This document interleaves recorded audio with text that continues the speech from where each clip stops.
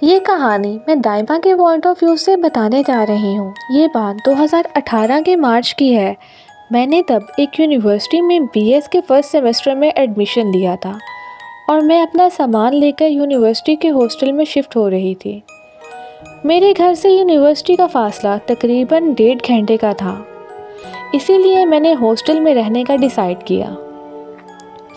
जब मैं हॉस्टल की वार्डन मिस सना से मिली तो उन्होंने मुझे हॉस्टल के सारे रूल्स एंड रेगुलेशन समझा दिए।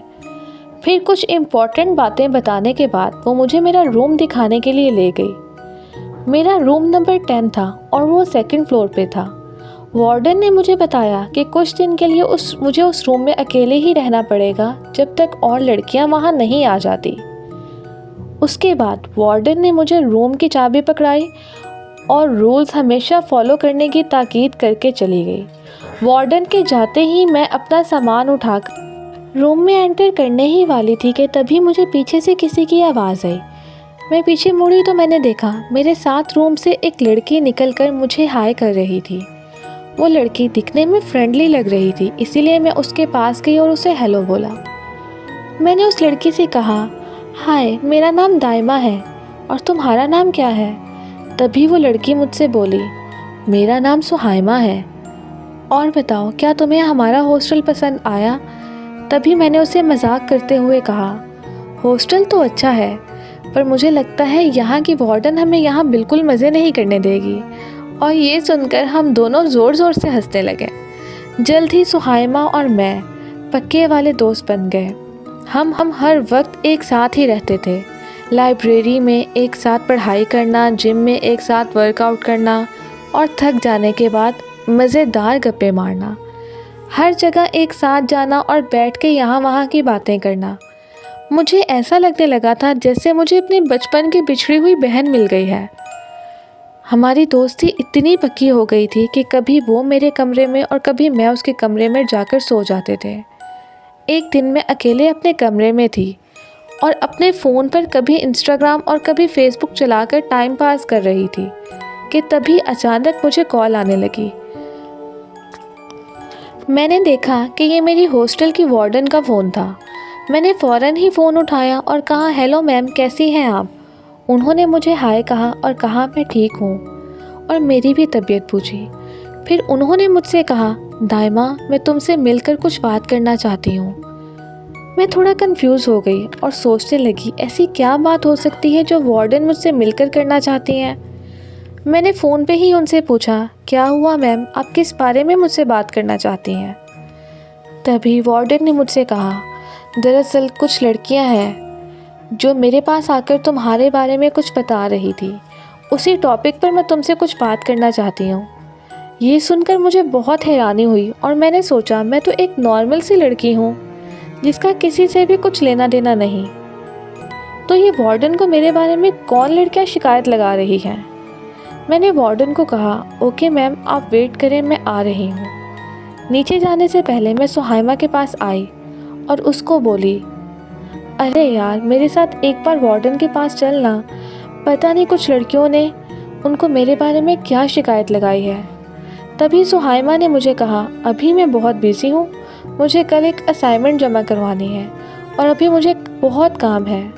ऐसा कर, तो वार्डन से मिलकर आ और आके बताना कि क्या मामला है।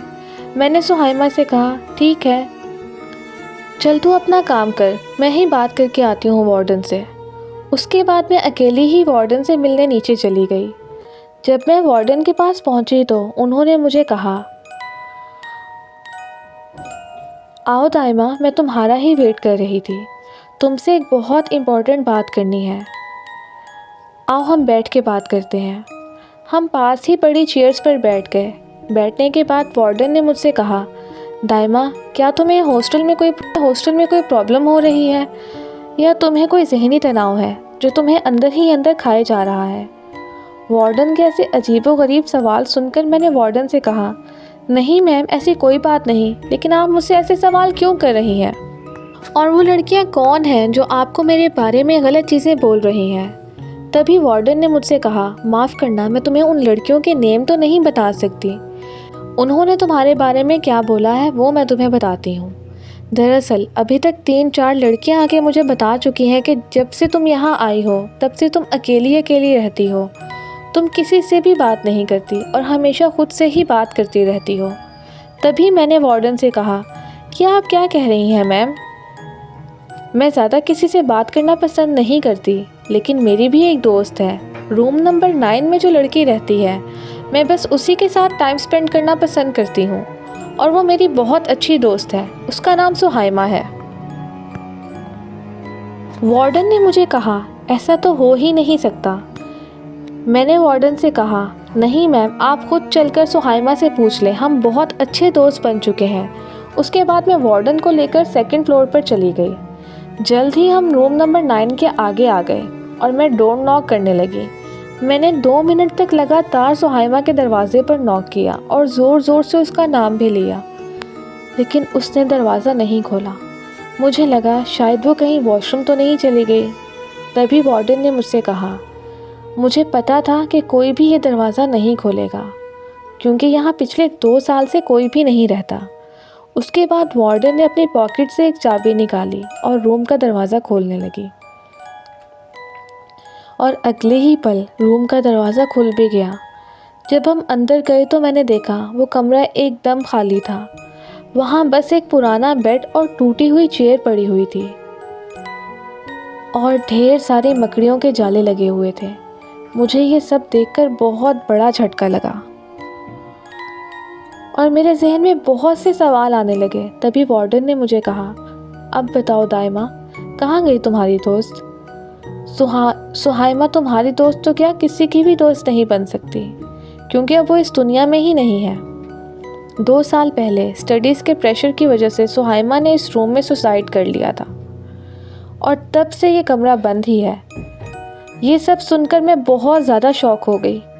उसके बाद हम रूम से बाहर आ गए। फिर वार्डन मुझसे बोली, तुम्हें शायद एक साइकेट्रिस्ट की ज़रूरत है। दाइमा, अगर तुम चाहो तो मैं तुम्हारी मीटिंग किसी अच्छे साइकेट्रिस्ट से करवा सकती हूँ। मैंने मैम से कहा, नहीं मैम, थैंक यू, आपको ये करने की ज़रूरत नहीं है, भले आप मेरी बात पे यकीन करें या ना करें। मैंने आपको सब कुछ सच बताया है। उसके बाद वार्डन ने मुझे अफसोस से देखा और वहाँ से चली गई। मैं भी अपने कमरे में आकर बिस्तर पर लेट गई और सुहाइमा के बारे में बहुत देर तक सोचती रही। धीरे धीरे मुझे कुछ ऐसी चीज़ें याद आने लगी जिनका होना मुझे अब समझ आने लगा था। अब मुझे समझ आया, जब भी मैं कहीं बाहर जाके सुहाइमा से बातें किया करती थी, तब क्यों मेरे आसपास के लोग मुझे अजीबोगरीब नज़रों से देखते थे। दरअसल वो सुहाइमा की आत्मा थी जो सिर्फ मुझे दिखाई देती थी, जो सिर्फ मुझे दिखाई और सुनाई देती थी, और बाकी सब लोगों को लगता था कि मैं एक सरफिरी लड़की हूँ जो खुद से ही हर वक्त बातें करती रहती है। उस रात के बाद मैंने गर्ल्स हॉस्टल छोड़ दिया। आज उस बात को 5 साल हो चुके हैं और मेरी यूनिवर्सिटी लास्ट ईयर ख़त्म हो गई है। अब मैं एक अच्छी कंपनी में जॉब करती हूँ, लेकिन कभी कभार गर्ल्स हॉस्टल में बिताए मुझे वो दिन याद आ जाते हैं और मैं याद करने लगती हूँ उन पलों को जब एक आत्मा ने मुझे अपना दोस्त बना लिया था।